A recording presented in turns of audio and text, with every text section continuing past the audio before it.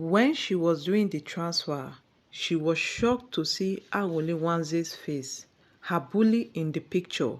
She paused and then she realized that the student who bullied her all throughout her secondary school days is the daughter of the man who has been asking for her hand in marriage. After a while, Chinelo thought to herself, this is the best time to take my revenge. So that evening, when she met Mr. Wanze at the restaurant, she accepted the proposal to be his wife. In a prestigious school where scholarships were being provided by the rich and wealthy men and women in the society to help students whose parents cannot afford to pay their tuition fees. So the rich students in the school believed that their parents were the ones providing for the less privileged students. So therefore, they treated the other students with contempt and disgust.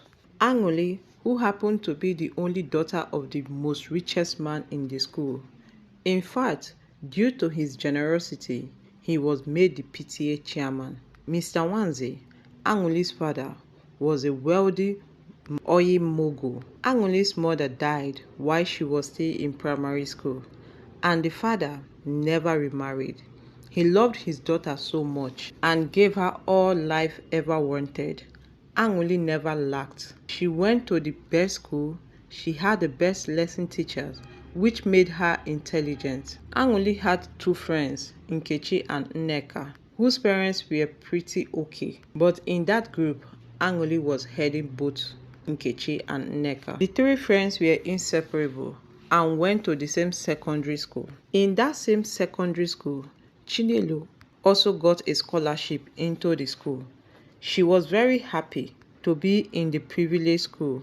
On the first day of school, during lunch, Chinelo went to the dining area where she met varieties of food which was to be shared. In fact, she queued on the line, and when it got to her turn, she made selection of the numerous kind of food from the platter. After picking her food, she went and sat down on an empty seat to eat. Immediately, three female students stood at her front. Chinelo smiled at them and greeted them.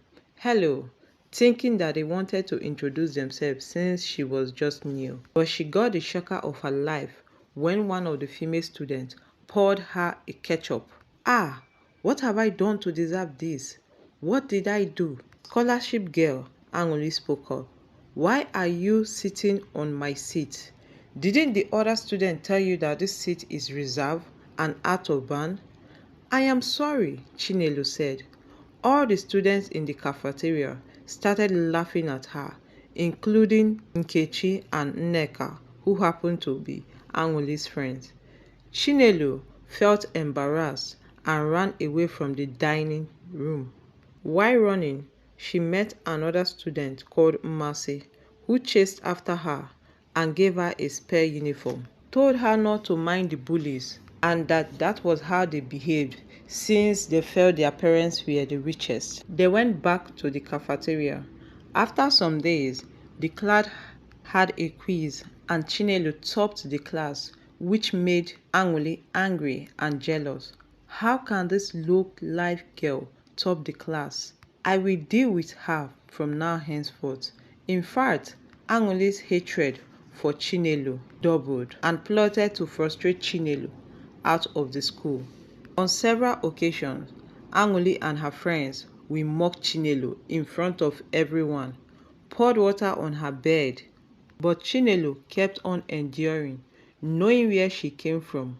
She knew that she was from a poor home and has a lot to lose, unlike Angoli, who has all her life figured out. In fact, Angoli made Chinelo's life a living hell for 6 years till they graduated. After graduation, Angoli was sent abroad to study, while Chinelo went to a local university back at home. Chinelo, who was determined to be the best in everything, put in hard work in her studies. In fact, she did some side hustles while in school. She plaited people's hair to make money and did menial jobs to see herself through in school. Chinelo later graduated with a flying color. She got a job at the bank due to her good grades. One fateful day, Chinelo met Mr. Nwanze, who came to do some transaction. She became his new account manager, as his previous account manager was promoted and transferred to another branch. Chinelo did a good job and got the attention of Mr. Nwanze, who complimented Chinelo for her swiftness and her dedication to work. In fact, he collected Chinelo's number, and anytime he needed transaction, Chinelo does it well for him. One fateful day, Mr. Nwanze called Chinelo to his home and that he has huge amount of money to deposit. Chinelo went as usual and was surprised to see the dining table all set. "What is happening, sir? What is the occasion?" But Mr. Nwanze urged her to sit back and enjoy the meal. While eating, Mr. Nwanze professed his love to Chinelo. "But sir, you are old enough to be my father. My dear Chinelo, age is just a number. I have admired and loved you from the first day I set my eyes on you. I am young at heart, remember." "Okay, sir, I will think about it." In actual sense, Chinelo liked Mr. Nwanze, but the only issue was the age difference. Still thinking about it, after some days, Mr. Nwanze texted Chinelo to help him send money to his daughter who is abroad. And she did. It was in the process of doing the transfer that she was shocked to see the recipient face to be Anguli Nwanze, her bully in the picture. In fact, it brought back memories. Chinelo paused and realized that her bully in school, the student who bullied her all throughout her secondary school day, is the daughter of Mr. Nwanze, the man who wanted to marry her. Shocked at the realization still, and after a while, Chinelo thought to herself, "This is the best time to take my revenge. I will have to take a pound of my flesh." So that evening, when she met Mr. Nwanze at the restaurant, she accepted the proposal. Mr. Nwanze was so happy.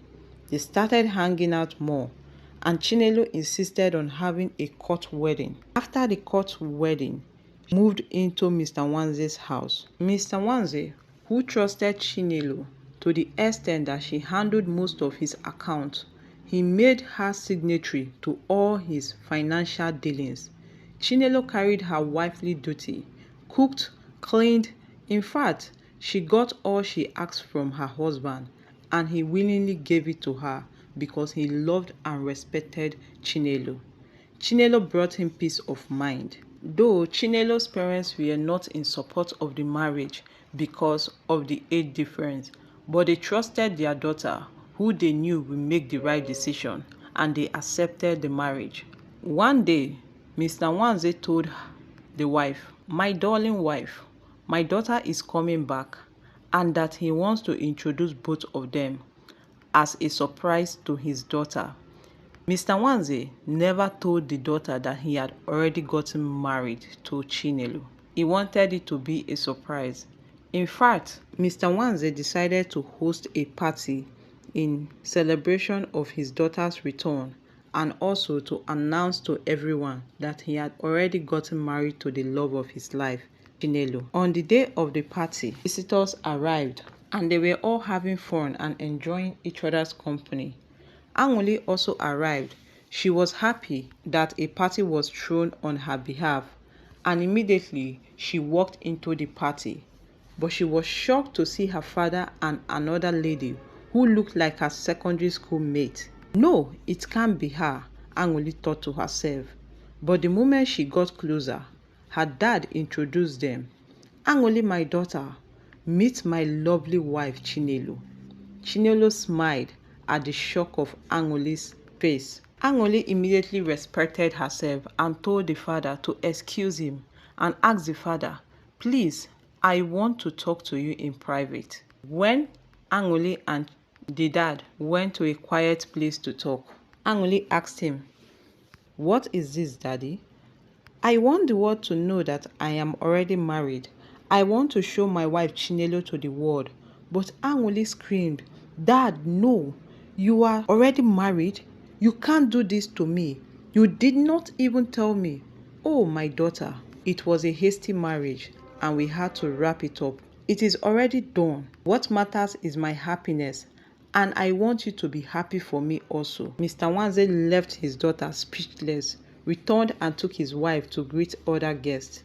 His daughter, who was also shocked but composed herself when she saw the loved-up movement between her father and Chinelo, she vowed to leave the country and move back to the state.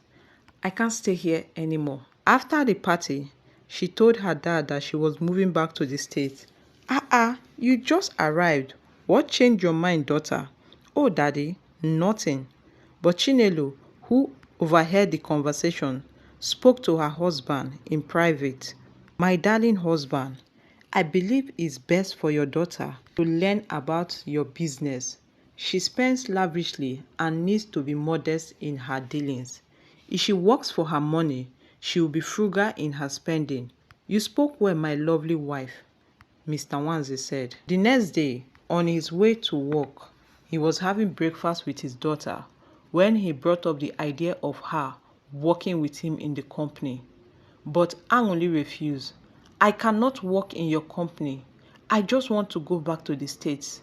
The dad kept quiet, and on his way to work, his wife told him not to worry about it and that she was going to handle his own daughter. When Mr. Wanze left, as usual, Chinelo did nothing to Angoli, who was all in her room by herself. While Chinelo cleaned the house and cooked the meal, Angoli's own was just to open the door whenever the food is ready and dish out her own food. Chinelo kept her quiet still. After 1 week, it was time for Angoli to return to the state. Angoli asked her father, Dad, why have you not booked my flight? And why no money was deposited in her account? But her father spoke up. Ask my wife.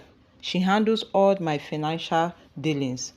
Angrily, Angoli went to Chinelo's room and asked her, why have you not booked my flight and paid in money into my account? My dear, money does not grow on trees. If you want to travel back, work for it. Angoli got upset. Who are you to talk to me in that manner? The money belongs to my father. And Chinelo responded, he is also my husband, remember. I am your stepmother, and I will make your life a living hell. All these years you bullied me in school, I have come to revenge and pay back in full. Whatever I say stands. Angoli angrily called her father, but his response got her even more worried and angrier. Instead of her father to support her father told her to join the company and work for her money. Apparently, her own father has taken side with her new stepmother. Feeling defeated, Angoli finally agreed to join the company. Angoli felt that it was going to be an easy ride. After all, the company was owned by the father. But her stepmother gave her conditions before resumption. You will have to resume by 8 a.m. and close by 6 p.m. Your salary will be deducted each day you miss work or even come late. And you must follow the company's boss. You are not allowed to use any of the cars in the house. Angoli was furious, but she accepted her fate as a punishment for bullying Chinelo in school. Angoli tried to talk to her father about the stringent rules, but the dad insisted on it being for the best. Angoli started working in the company. It was not easy to wake up early, office crisis and so on, but she was determined to make money and live for the country, never to come back. Chinelo, on the other hand, wanted an apology from Angoli for years of putting her in trouble, bullying and disgracing her. In fact, Chinelo treated Angoli like every other staff, despite the fact that her father was the MD of the company. Angoli got frustrated. She couldn't attend any party due to the work. In fact, she didn't have time to socialize. She lost nearly all her friends. Chinelo, who actually wanted to teach Angoli to see life in a different way, actualize her dreams as Angoli saw life indeed in a different way, saw how people had to work for their money, and started learning how to save also. Angoli realized how privileged she was and how everything was going on well for her, and how she misused and abused her privilege. She felt bad for treating Chinelo so badly while in school. One day, she walked up to Chinelo at home. "I want to talk to you." Chinelo looked up and said, "What is it that you want to tell me?" "I am sorry for the way I treated you. Life was far better for me. In fact, life was fair for me, and I abused it. I now understand life better." Chinelo accepted and forgave Angoli, and they became friends. 1 year later, Angoli adjusted to work and her new lifestyle. She thanked her stepmother for making her see life in a different way. What she thought was revenge was actually a beautiful lesson which she learnt well. On the other hand, Chinelo was able to keep her parents and siblings happy. She opened a business for her parents and sent her siblings to school. Chinelo later gave birth to a beautiful boy, and Mr. Nwanze was so excited. It didn't take long for Angoli to find the love of her life and got married. In fact, it was a joyous moment for the family of Nwanze.